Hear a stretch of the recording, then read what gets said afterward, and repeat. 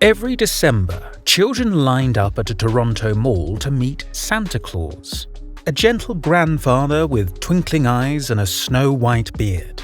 But as investigators would discover, this Santa had a secret. Between 2010 and 2017, 8 men vanished from Toronto's gay village. Most were immigrants, refugees, men living on society's margins. The police dismissed community fears of a serial killer until they found human remains concealed in garden planters across the city. The same planters tended by a local landscaper who transformed into Santa Claus each winter. Through digital clues, surveillance footage, and one crucial calendar entry, investigators would unravel how Bruce MacArthur, trusted grandfather and beloved mall Santa, became one of Canada's most prolific serial killers, and why they had to race against time to prevent him from claiming a 9th victim. Toronto's gay village, January 18, 2018. Snow blankets the streets as police surveillance teams track their target, a 67-year-old landscaper who moonlights as a mall Santa Claus. They've been watching Bruce MacArthur for months, but today, something is different. A young man has entered his apartment, and the officer's instincts tell him he's in danger. What they discover inside will expose one of Canada's most prolific serial killers and unravel a web of murders spanning 7 years. The investigation began in 2010 when Skandaraj Navaratnam, a 40-year-old Sri Lankan refugee, vanished from the gay village. Over the next 7 years, more men would disappear, all connected to Toronto's LGBTQ+ community, all vulnerable in their own ways. The victims shared common threads. Some led double lives, hiding their sexual orientation from family. Others struggled with homelessness or faced deportation. MacArthur chose his targets carefully, exploiting these vulnerabilities to avoid detection. Despite mounting disappearances, the Toronto Police Service initially dismissed the community's fears of a serial killer. The breakthrough came with Andrew Kinsman's disappearance in June 2017. Unlike previous victims, Kinsman left a crucial clue: the word Bruce written in his calendar on the day he vanished. This single entry would ultimately lead investigators to Bruce MacArthur's door. But the true horror lay in what police would find at the properties where MacArthur worked as a landscaper. Human remains concealed in large planter boxes, a macabre signature that would shock even veteran investigators. Bruce MacArthur's life began in 1951, far from the dark path he would eventually walk. Born and raised near Toronto, he grew up in a traditional family setting that gave no hint of the violence to come. By the 1980s, he had constructed a seemingly perfect life. Married with 2 children, working as a traveling salesman, active in his local church. But beneath this carefully maintained facade, MacArthur wrestled with his sexuality in an era where being gay often meant living in the shadows. The first crack in his carefully constructed persona appeared in 2001. A violent assault on a male sex worker with an iron pipe revealed a capacity for brutality that would only escalate. The justice system's response, a conditional sentence served under house arrest, proved tragically inadequate.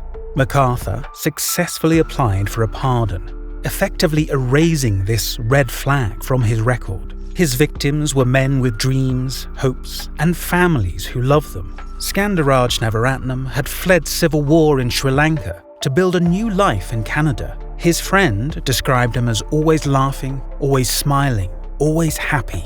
Abdul Basir Faizi balanced family obligation with his secret life in the gay village, hoping someday to live authentically. Majid Kayan was a regular at the neighborhood bars, known for his kindness to newcomers. Dean Lizowick, despite struggling with homelessness, was remembered by shelter staff for his generosity, often sharing what little he had with others. Salim Hussain had recently returned to Toronto, excited about starting college. Saroush Mahmoodi had found refuge in Canada from Iran, building a quiet life with his wife. Kirushna Kumar Kanagaratnam, seeking asylum from Sri Lanka, dreamed of bringing his family to safety in Canada.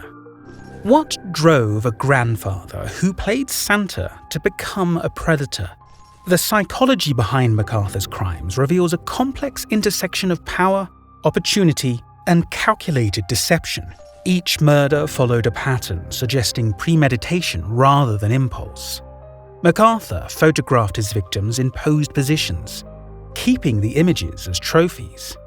He used his landscaping business to dispose of remains, transforming clients' gardens into unmarked graves. The careful planning, the trophy-taking, the signature disposal method, all hallmarks of a predator who had refined his technique over years.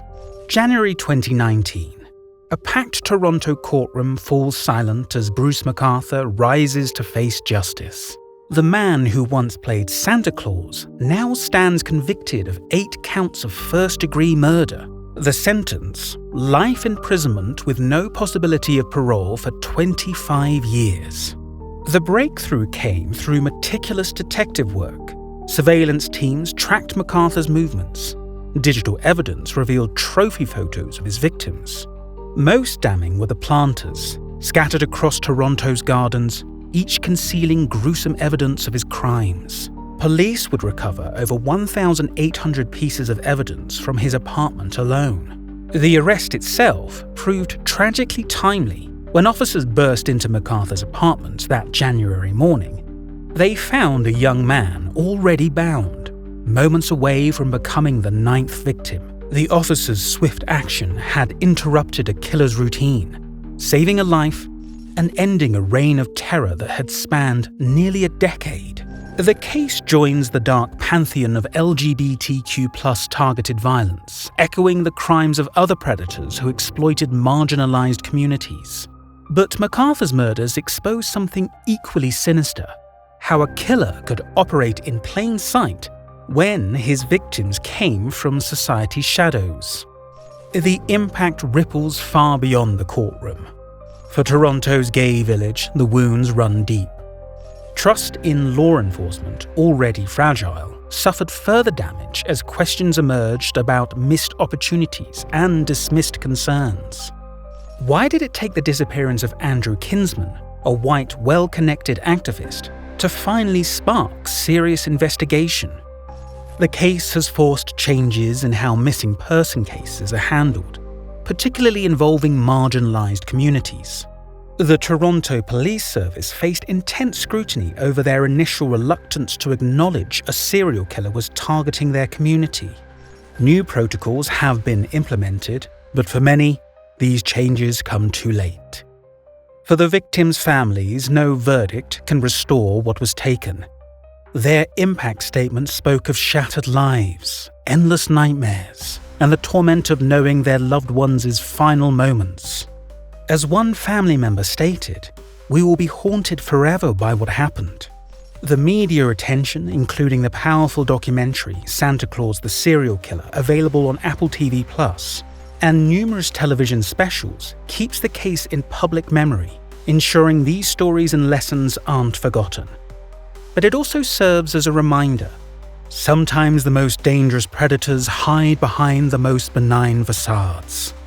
This isn't just a story about a serial killer who played Santa Claus. It's about the prejudice to blind, the cost of institutional indifference, and the devastating consequences when society decides some lives matter less than others. Remember, every crime has a story. Every story has a lesson.